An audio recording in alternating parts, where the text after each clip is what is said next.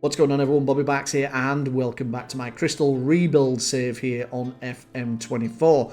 Picking up right where we left off, where we finished 4th in the Premier League and won the Champions League. I know, I can't quite believe it myself, but we did it. A lot of luck involved, and a lot of luck involved. I don't put it down to me having a better team or squad than anyone else, given it's English-only players that we've got. So, very fortunate to win that. I'm going to jump forward until the end of the summer transfer window, so you'll then be in a position to see what we've done in the off-season. I still have Dwight Williams here. He's still not declared as things stand as to whether he's going to pick Trinidad and Tobago or England, but he is, as I showed you in the last video, starting to develop into a very good left-back. Came up through our youth academy, 19 years old now, and is becoming what is our first choice left back. If he chooses to go to Trinidad and Tobago for his nationality, we will sell him, we won't play him, we'll go buy another left back. Harvey Araujo's doing okay, just not really developed into the left back. I thought he would, given his age is now 22. Dwight Williams is much better. But anyway, we'll jump forward now to the end of the summer transfer window. We'll show you what business we've been able to do and whether we've moved anyone on or whether we've brought any more Englishmen in through the door. Okay, I brought you back in here just before the season ticks over because there's a couple of things to talk about. So we've made 2 player sales, Charlie Cresswell and Aaron Williams. Charlie Cresswell's gone out for £9.5 million to Watford. Wasn't really getting any game time, and he wasn't really cutting the mustard when he did. Aaron Williams is a very good youth prospect that came through my youths, but very much like Dwight Williams, he's Trinidad and Tobago and English, but he did declare for Trinidad and Tobago and has got 22 caps and 9 goals already for them. So I've moved him on. Arsenal have bought him, which worries me. I mean, he has only got an E-star rating, so maybe he'll not develop. It did seem a bit odd that a top English club bought him, which panicked me a little bit. Because I was thinking then, oh no, he's going to turn out to be a really good player, and we've let him go for 1.2 million. But yeah, I guess we'll see how that one plays out. In terms of players in, so obviously again this is before the season ticks over, the only one we brought in was Andre Berger. £50 million though. We let Wan-Bissaka go back to Man United. We didn't buy him, but instead I bought this guy who is a new gen from Manchester United for £50 million. He's a wonder kid, but he is quite a physical right back / wing back.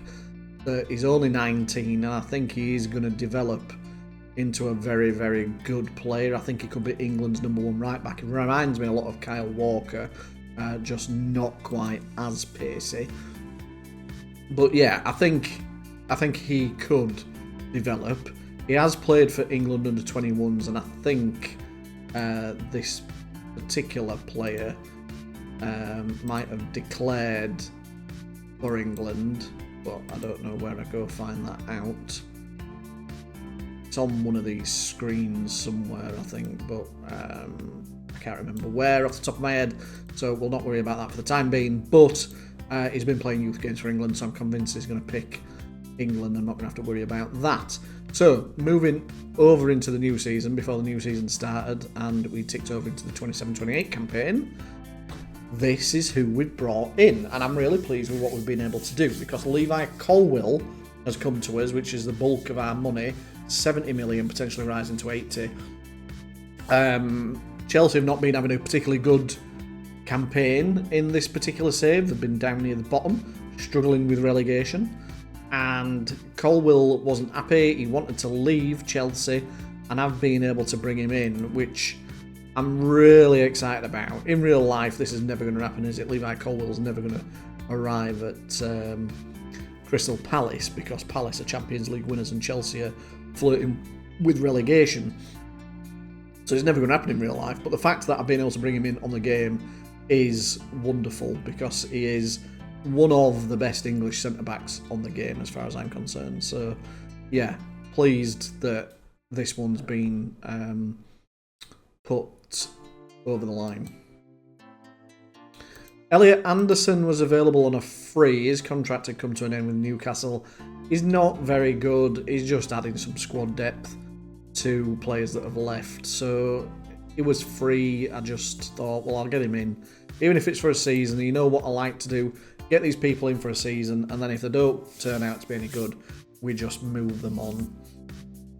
Tyler Morton again was released by Liverpool or coming to the end of his contract, and again I just saw an opportunity to bring a decent English squad player through the door for nothing.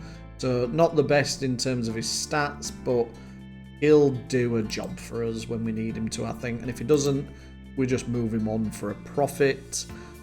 Ollie Watkins was transfer listed at Aston Villa for 4.9 million.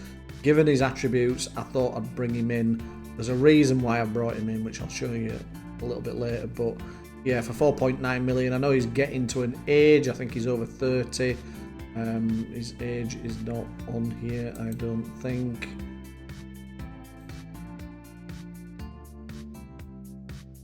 Yeah, there you go, 31 years old. But we're paying him £80,000 a week, 2-year contracts. 4.9 million? Nothing, is it? Okay, and then we've brought 3 players in. I'll talk to you about the big one first. Andrew Bevan, 57 million from Fulham. He is a new gen. He looks pretty good. He's going to take a bit of developing. He's a wonder kid, and I need this finishing to get higher if I'm going to keep him. But if I can play him in games and he can get some goals and minutes under his belt, I'm convinced he's going to develop into a very, very good player. He's 6 foot, but he's 14 stone 9. He's a heavy lad, 16 strength, muscly lad. So yeah, I think he should do okay. Philip Graham we bought in from Charlton for 7 million. So again, looks very good in terms of his stats for England, but you will have noticed that I made a fucking mistake. I thought he was English, and he's not. He's Northern Irish.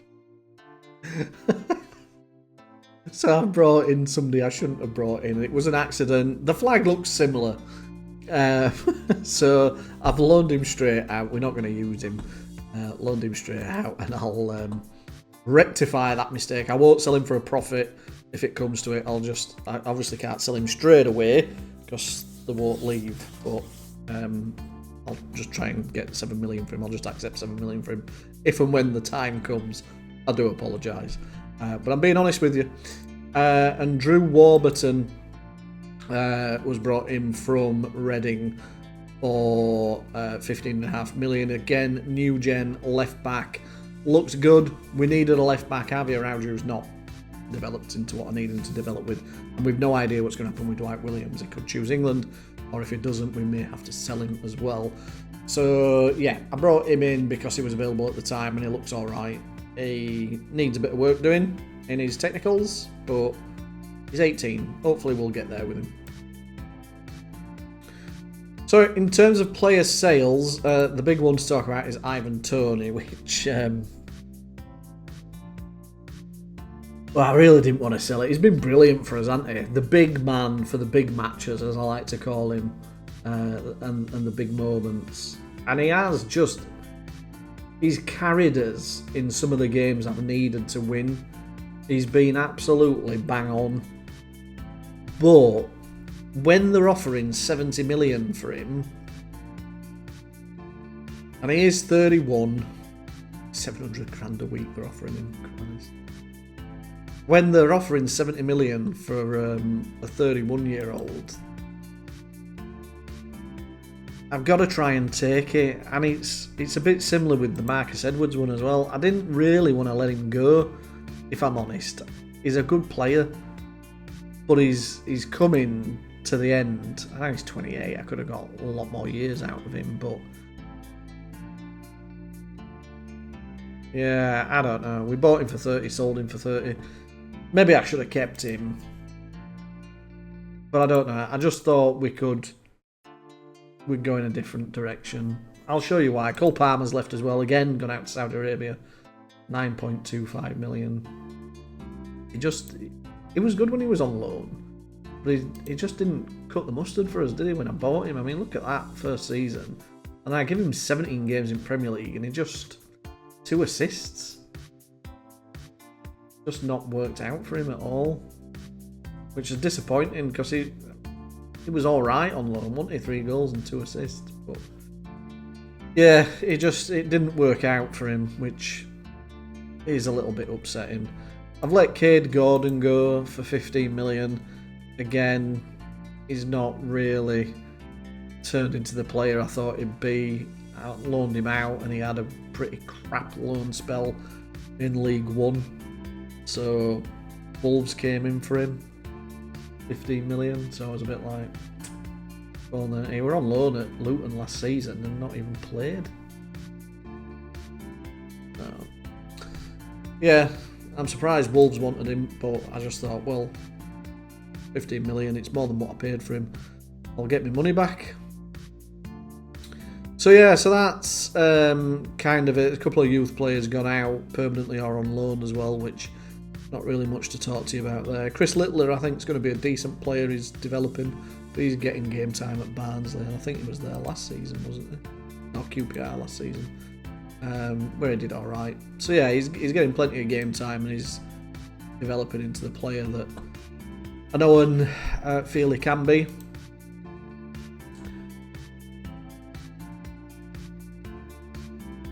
So, this is the current squad. Now,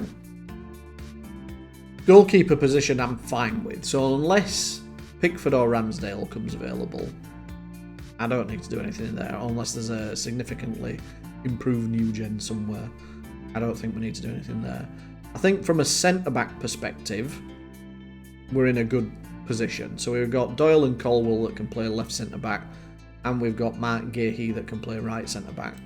Rob Holding's still here. He's doing fine. He'll now probably be a backup to Gahey. And Ronnie Edwards I've got listed, ready to move on. He's not, again, turned into a player that I thought he could be. Full-back position is where we're slightly weak. Right-back's fine now. We've brought Berger in. But left-back, we've got Dwight Williams, who has declared for England. So this has changed round and the flag is now English. So I'm assuming he's now... There is a way to find this out, isn't there? There is a screen that tells you... I don't know where it is on this particular skin. That's the thing I'm thinking of. Because I have a different skin from the main one. But there is a way to find out who they're declared for. So now this is English, and it's the other way around. I think he has now declared for England, which is good. It means I'm not going to have to sell him. Javi Araujo's not really working out, and we brought in the other new gen, didn't we? For 15.5 million. Centre midfield is strong. I'm more than pleased with the centre midfield roles. So Alex Scott, Adam Watt and Archie Graves as 3 starters, wonderful talents. They're going to play in there. Patino did really well last season when he came in and covered, so he's kind of like the first one to come in and cover if any of the main 3 are out. And now we've got Tyler Morton there as well, which just strengthens it up a bit, as well as Elliot Anderson. If we need to, right hand side, we've got Harvey Elliott, we've got Shea Lacey that can come in, who will hopefully develop into a very good player.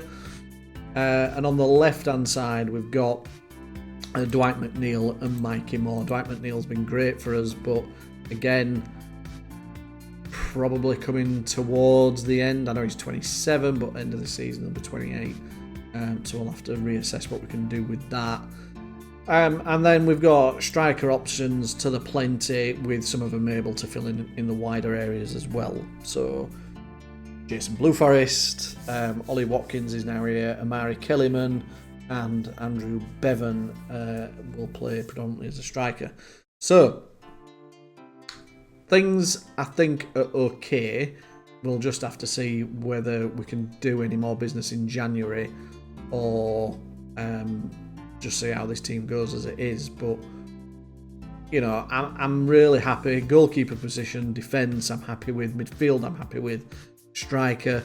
I think if we'd have kept of Ivan Toney, I'd be more confident, but I wouldn't have been able to do the other business that we've done. We wouldn't have been able to strengthen the other areas that we've strengthened if we'd have kept hold of Toney. The one thing we need to be mindful of is Tino Livramento's contract runs out at the end of the season and he won't sign a new deal because he's wanted by some Saudi Arabian clubs, which is a little bit frustrating because he's the only one that I've not got tied down longer than a season. See how that one goes. So yeah, I'll now show you how we got on between September and January, and then I'll join you back in January. Our season got off to an absolute flyer in the home game against Southampton. Alex Scott played through and blasting past Bazunu to open the scoring after just 5 minutes.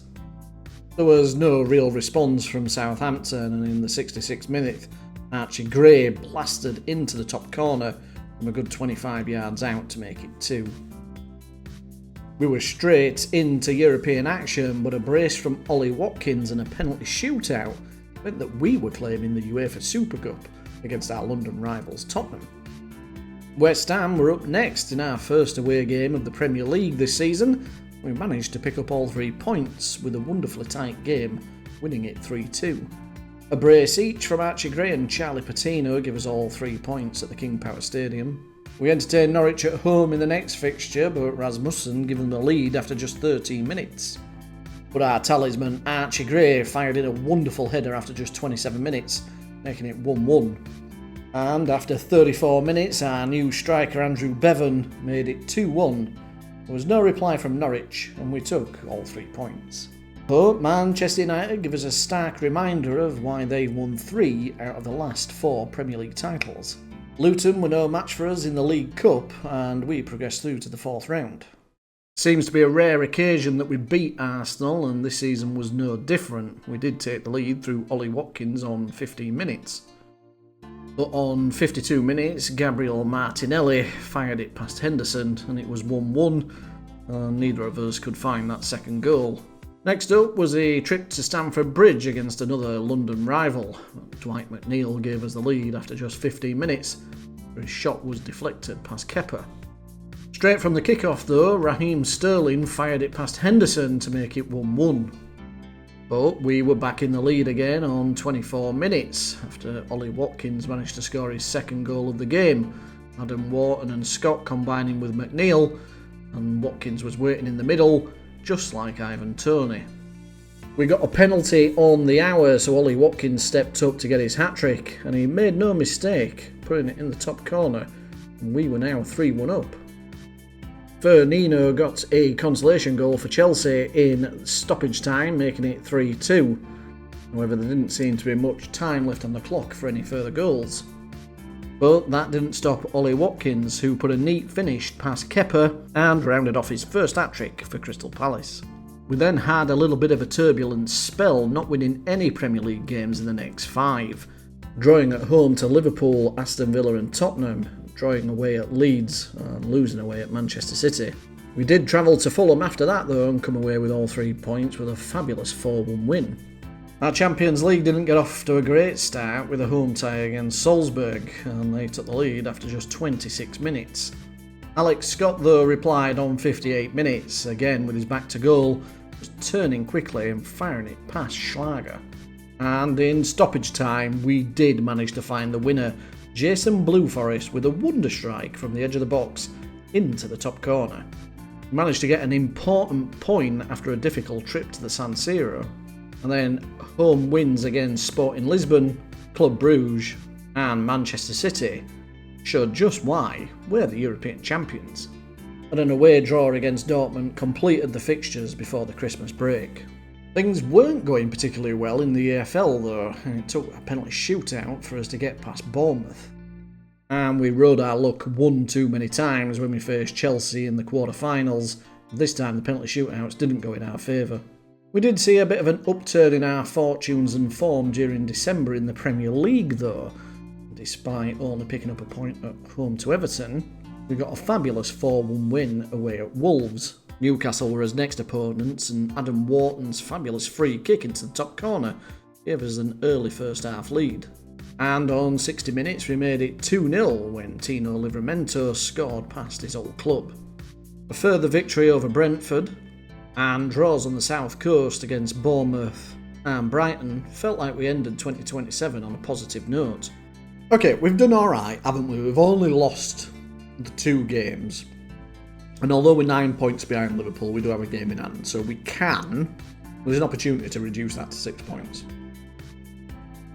So yeah, I'm pleased with how things are going this season. I feel like we're definitely moving in the right direction. And this is a team sorted by average rating. There is a couple of new players in here that I've promoted into the first team squad from the reserves, which is Shire Stewart and Innocent Madzakere, who have both looked pretty good, to be fair to them. So I'll show you those in a bit. But yeah, Charlie Patino's done great.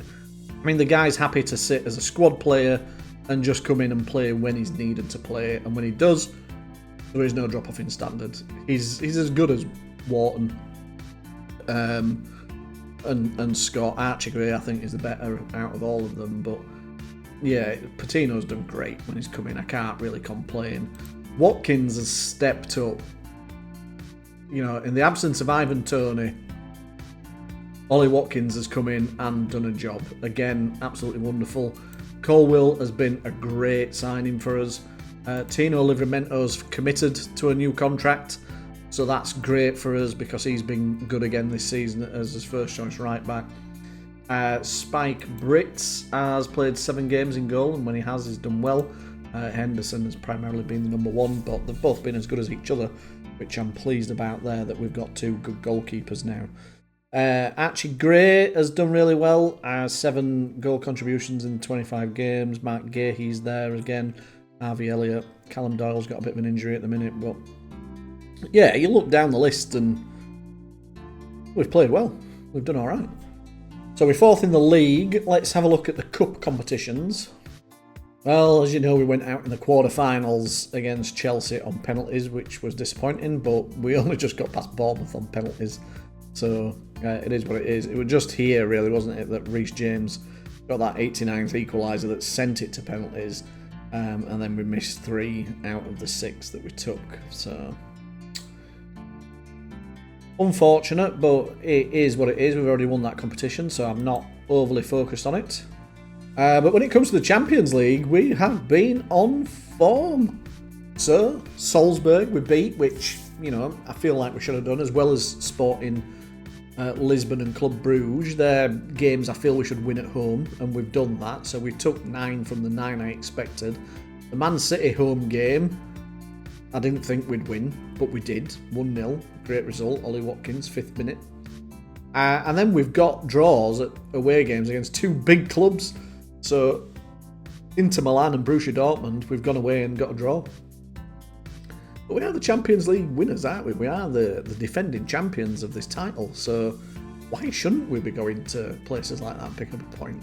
Eh? Why shouldn't we? We're a great team. And then we've got 2 away games to finish it off with, which might be a little bit tricky. Monaco away especially. And then Partizan Belgrade is a team we should be beating. They've not won in their opening 6 games. So hopefully we'll get the 3 points there. And I'm hoping we'll finish in this top 8 and go straight through to the round of 16. But if I'm honest, I'm not overly focused on the Champions League. The fact that we've won it once, earlier than I expected to in this series, albeit, but the fact that we've won it once, I'm not really focusing on it. My main attention is on this Premier League, and you know, even if we win his next game and we're 6 points behind, it's still going to be a tall order, but it's something I'm prioritising. I'm literally saving all my players for the Premier League games. I'm trying to pick up as many points as I possibly can the Premier League games, and if I have to risk the FA Cup, the League Cup, which we're now out of, or the Champions League to do that, that's what I'm doing. I'll field a weaker side in those competitions. The Premier League is the one I want, so that's what we're aiming for. Okay, I'll jump forward to the end of the January transfer window. We'll have a look if there's been any business that we've been able to do. Well, unfortunately, the time has come for Rob Holding to move on. And he's gone to Leeds United. He's gone for 15 million, which is good, I feel. We got decent money for him. And we've let quite a few other players go. Jason Blue Forest has left. He's gone out to Saudi Arabia for 30 million. Elliot Anderson, who we brought in on a free, has gone to Celtic for 15 million. Ronnie Edwards, we've been trying to move on for a long time now. He's gone for 6.7 million. And Javier Araujo went for 1.5, potentially rising to 1.6, but again, wasn't really playing. So, yeah, we've let some players go. I'm not too disappointed. The only one I'm a little bit sad to see go is Rob Holding, but Shire Stewart that we brought in from the under-21s has done really well when he's played, so I can't grumble with that. We had too many centre-backs with Stewart, so... The only player we've brought in is Johnny Barton from Blackburn for 16.7 million. He's a centre midfielder, so he's kind of replacing Elliot Anderson in there, but he looks very good. Again, he's a new gen. The computer's having a think about loading up. Here we are. He looks like a Bobby Dazzler, and he's got very good stats. So I'm chuffed to bits that we've managed to pick this fella up. His positioning, passing, technique, his tackling's 15 as well, so yeah, he looks like a bit of an all-rounder, doesn't he? The Carrilero support midfielder, a bit of an all-rounder, but yeah, 19 years old, looks really, really good, like he's going to be a future England international for sure. So this is what the squad looks like now, and it looks good. The weakest player in the team's probably Tyler Morton, but you know, he came in for free. He's wanted. Bournemouth want him on loan. But yeah, I'm content with this team now. I think it's a very, very good team, and it is one, maybe not that can challenge for the title right now, but certainly one that should be finishing top 4 on a regular basis. And whatever we do outside that, you know, whether we can win a cup here and there, is great. My intention with this save is to go as far as 10 seasons, but you know, if we can win the league before that, then we'll finish it there. But we've won everything else, haven't we? Apart from the FA Cup. We've not won the FA Cup, have we? Let's have a look at the club honours. So yeah, we've won the Champions League and the Super Cup, and we've won the Carabao Cup. So yeah, my intention's to win everything. So if I can win the league and the FA Cup, then that's great.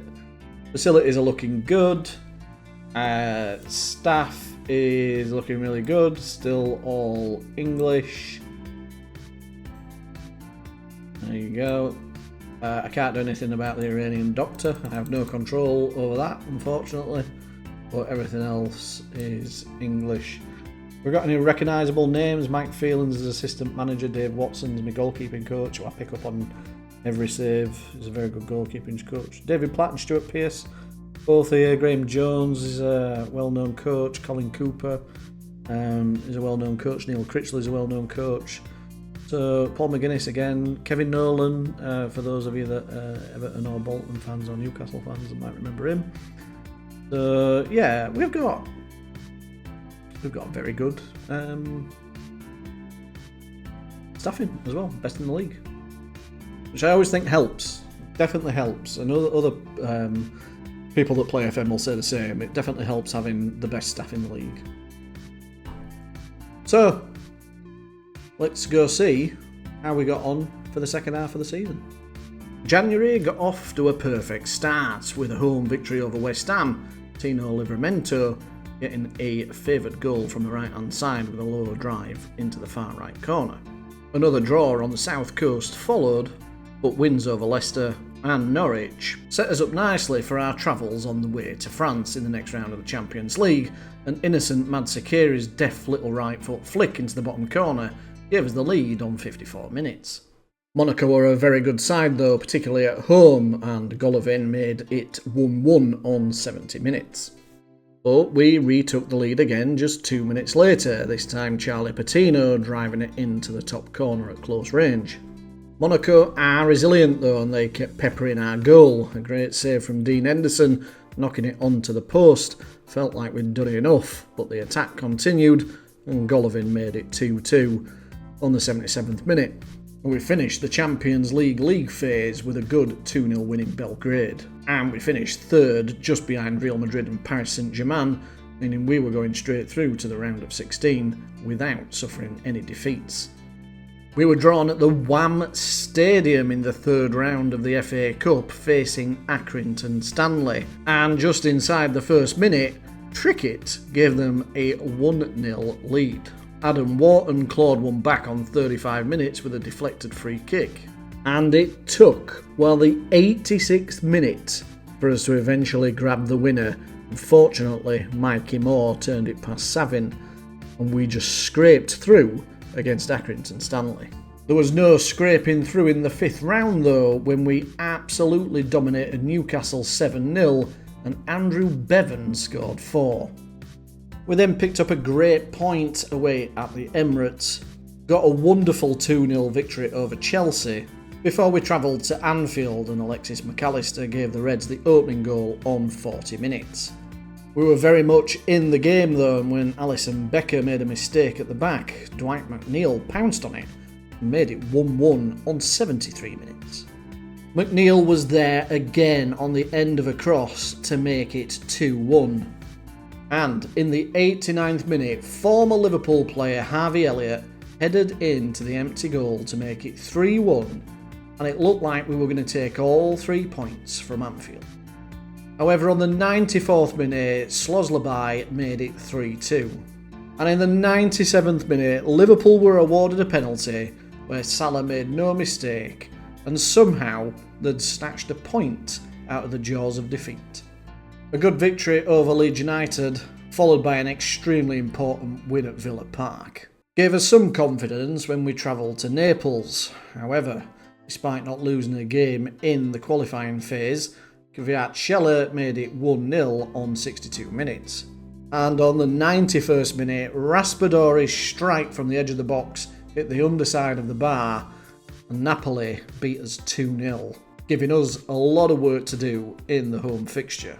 Just to make things even harder, we had to play Manchester City in between the Napoli games.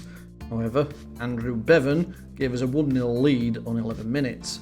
But City were given a penalty in the 37th, and Haaland stepped up, making no mistake, putting it past Henderson and making the score 1-1. And in the 91st minute, that man Haaland scored again.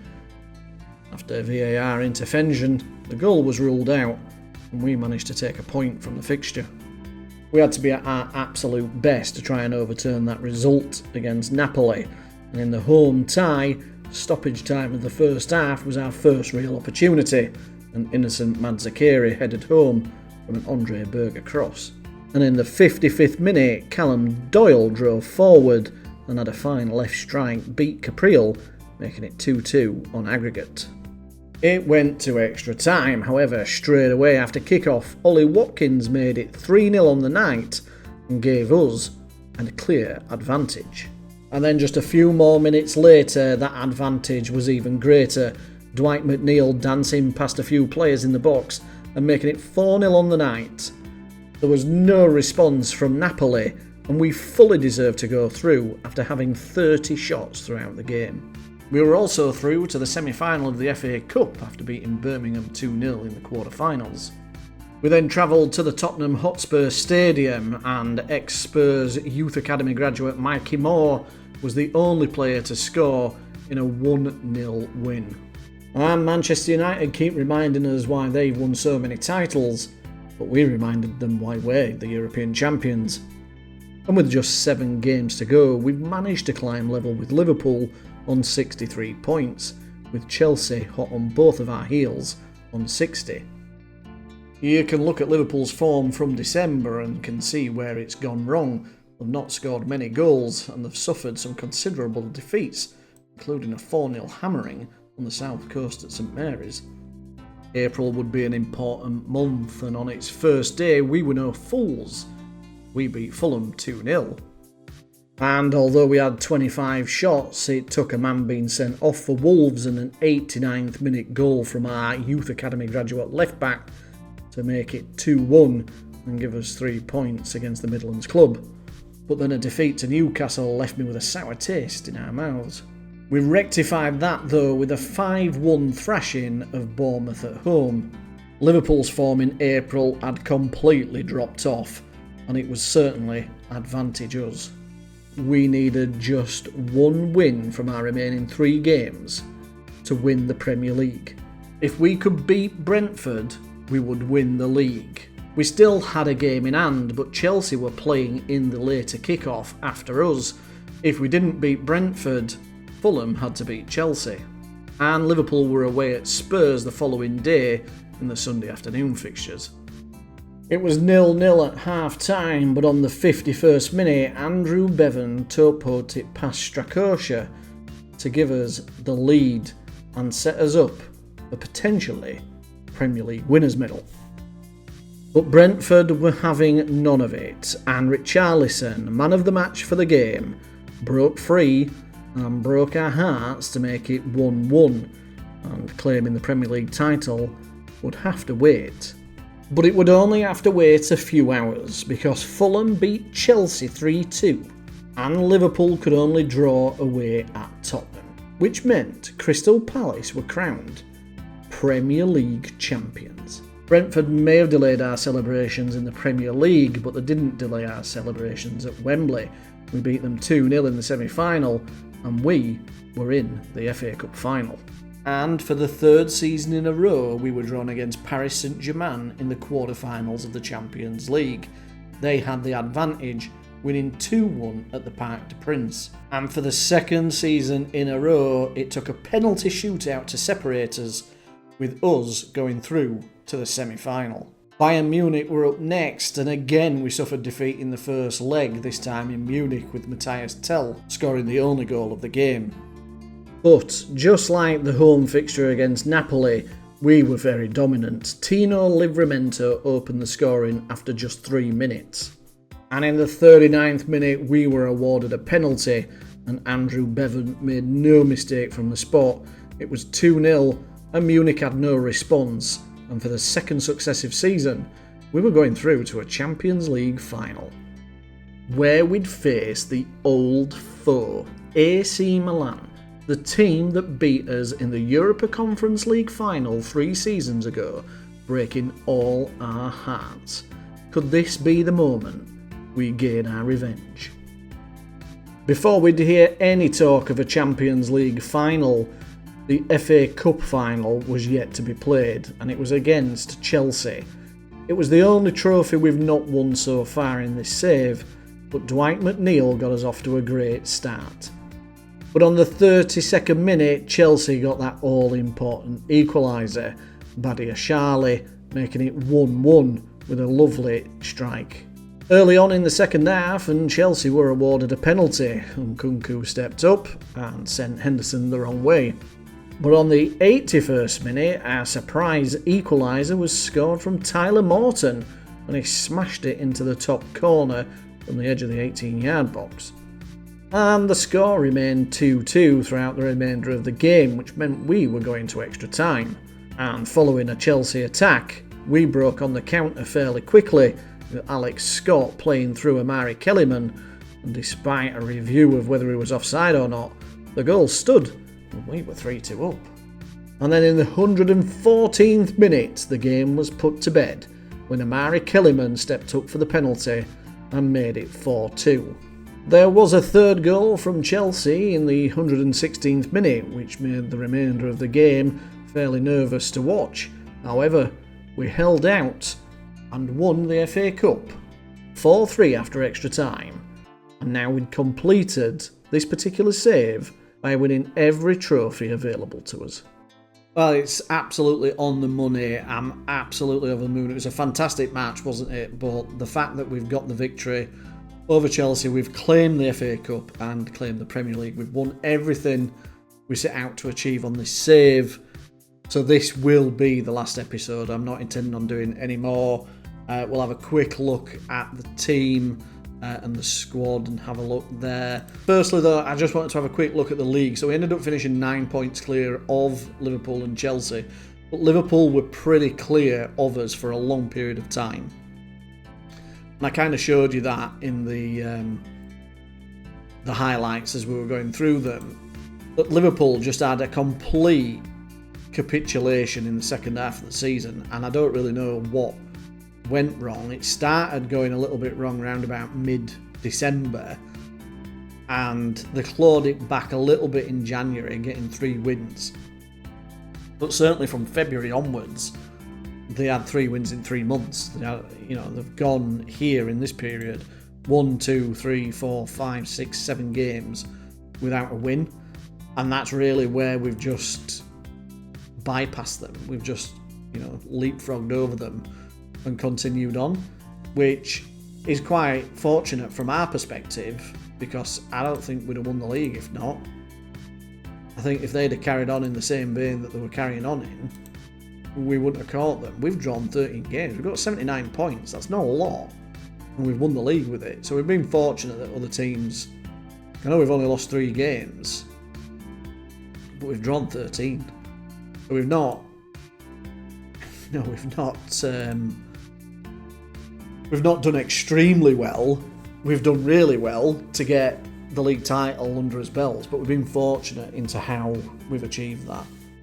So I'm just going to quickly let you have a look at the average ratings. So there's a couple of youth players that I'll show you in a minute in Mad Zakiri and Stewart, but Kellyman's only played a bit part, to be fair, but Levi Colwell's been a stalwart in defence. He's been brilliant.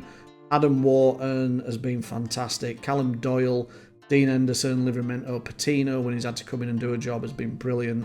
He's come in and done a job. And I want to give credit to some of these players, because I wouldn't use them. If this wasn't an English-only save, I probably wouldn't go out and buy some of these players. Just get rid of the under 21s, because I sometimes have them selected for us to be able to see what's going on. But the likes of Callum Doyle, Spike Brits, Dean Henderson was already here. Alex Scott I've had on FM23 quite a few times, but never really. I don't think I've bought him on FM24 apart from this save. Charlie Patino I'd probably never buy. He's an Arsenal player for a start, so I brought him in and he's been great for us. Adam Wharton I've never bought before. Archie Gray I think I had on another FM24 save, might have been the Tottenham one. Didn't really use him that much. On here he's been his talisman, he's been his best player by far.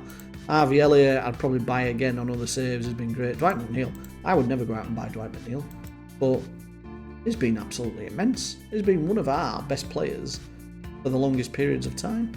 Amari Kellyman I've never been out and bought before, and then the rest, as you know, are pretty much new gens. This guy came up for his youth academy. He's an absolute wonder kid. He's going to be fantastic. Would have been fantastic had we continued with a save wanted by Manchester City worth 50 million. Shire Stewart's an absolute baller of a centre-back again. Come through the youth academy, is a wonder kid, and he's the reason I let Rob Holding go. And then we bought other new gens in, didn't we? Another one, Dwight Williams, came up through the youth academy. I mean, look how good he is now. He's got under 21 caps for England now. Turned into a wonder kid. These players are just really, really good. We've had quality coming from the youth academy, being able to buy quality new gens in the likes of Bevan and Johnny Barton, Andrea Berger. I'm over the moon with what we've been able to achieve in such a short space of time. And when I started this, I thought it would take 10 seasons to win everything with Crystal Palace with an English-only team. And I always say the first season's a bit of a write-off, because you've got to try and shape the squad and get rid of the foreigners.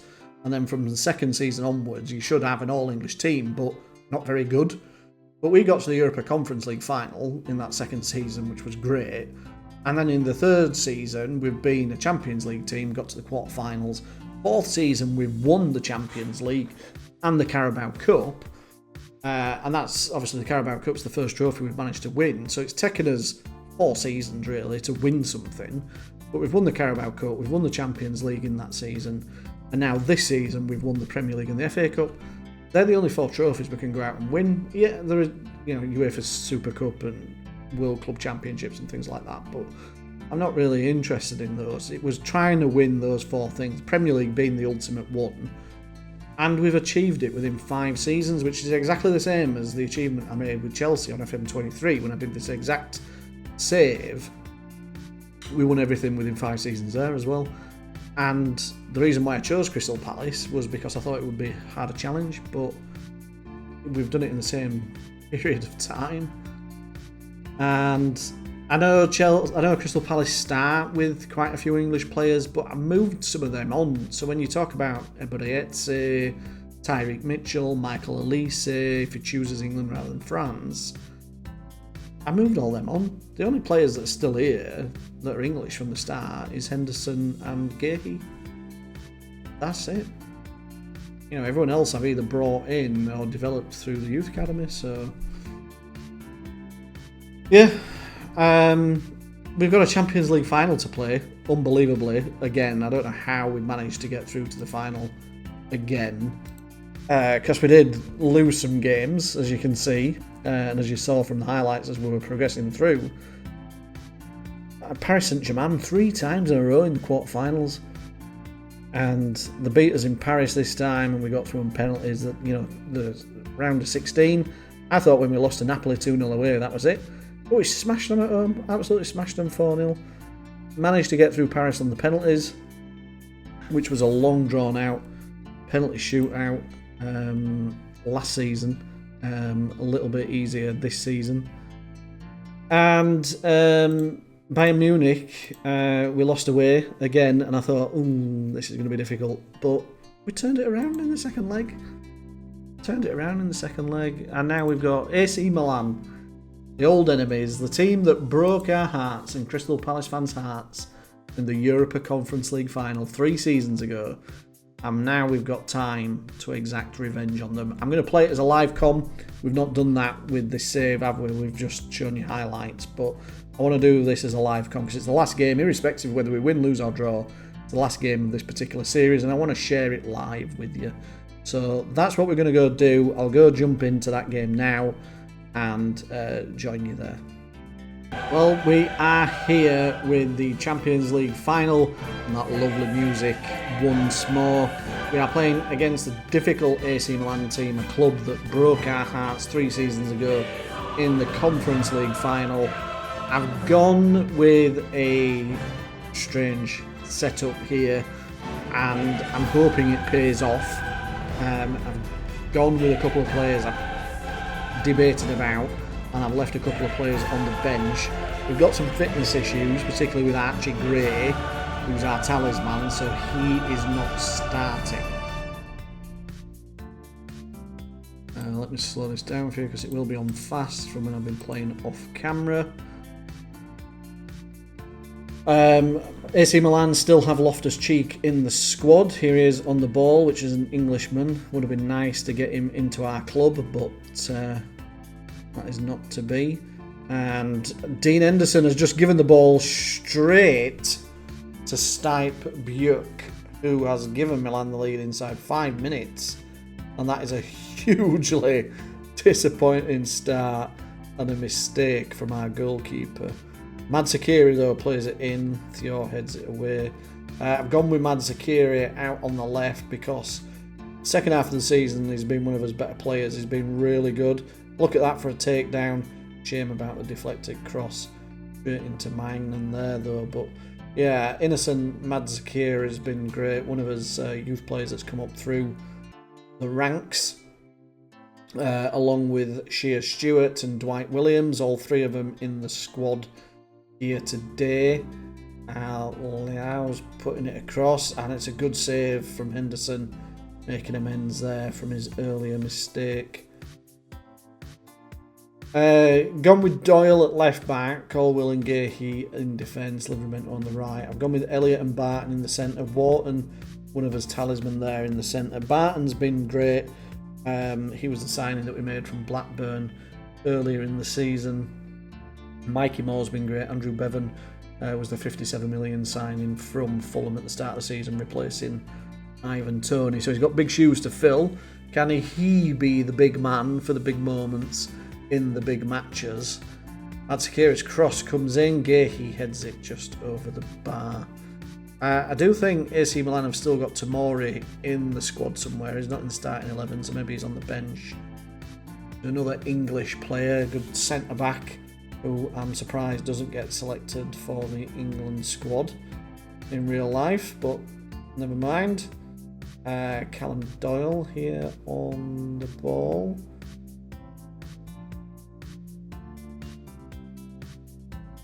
Barton's now got it. Back to Doyle. Can't find an angle to get it in.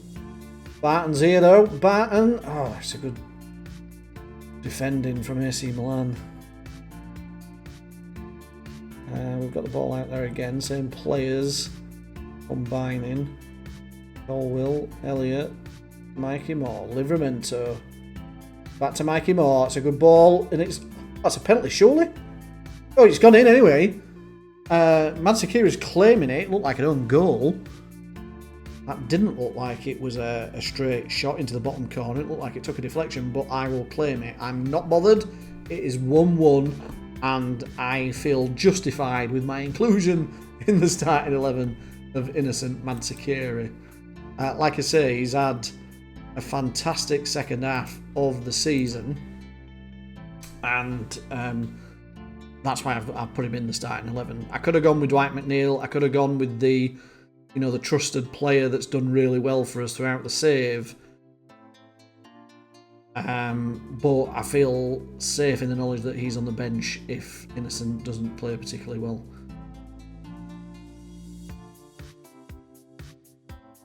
Playing it around again. This is really, really good stuff. I'm liking this. Barton through to Bevan. That's good defending from Thior.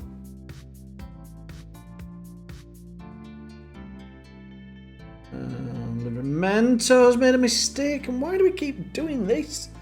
Jesus Christ. Are we trying to give AC Milan the game? Fortunately, Lau's blasted it over the bar, but Jesus Christ. Okay, it's time to look at the centre midfield because it's not working out as I expected. Barton and Harvey Elliott are not playing particularly well. So, Harvey Elliott I'm going to bring off for Alex Scott. And Archie Gray is going to come on for Johnny Barton. So that makes me feel a little bit better that these two are in the game. The only thing is that Gray is tired and needed a rest. Which is why I didn't start him. Bevan, not really got the pace. He should have the strength though to do better there. Colwill, Mansakira, Gray, Wharton, Scott through to Bevan, and it's 2-1. Get in. Oh no, we're checking it. Being checked. I think this is 50-50. Oh. Come on.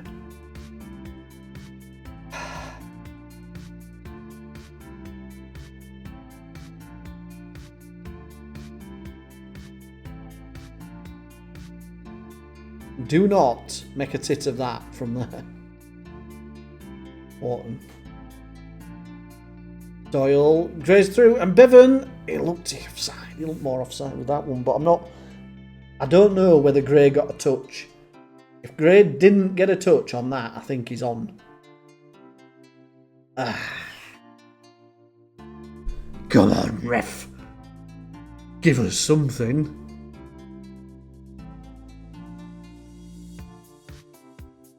Penalty. Is it? Is it? I'm there saying, come on, ref, give us something. And he might be about to just give us a penalty. He is. It is a penalty. I think Bevan is the penalty taker. And he slots it home. We are 2-1 up with 8 minutes to go. He's not had the best of games, hasn't Bevan, but we're in the lead. But there is a highlight from a kick-off, and that normally means a goal. Little tip for you there. If you get a highlight from a kick-off, it normally means goal.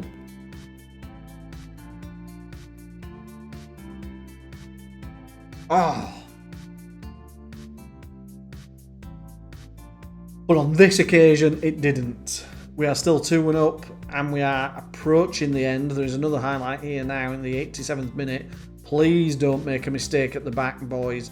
Nice to see you playing it out like that, but not straight to them. Please don't.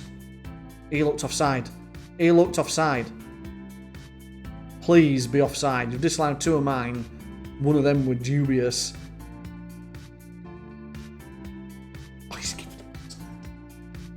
giving it offside. He's giving it offside. Oh my god. We're in stoppage time. 2 minutes. 1 minute. That's it. Blow it. Blow it. We are the champions of the world.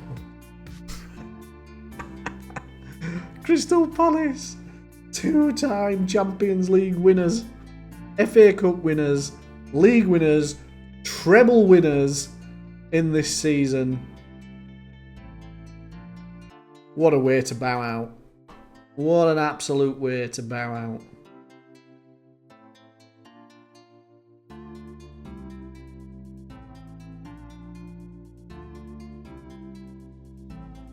Oh, man.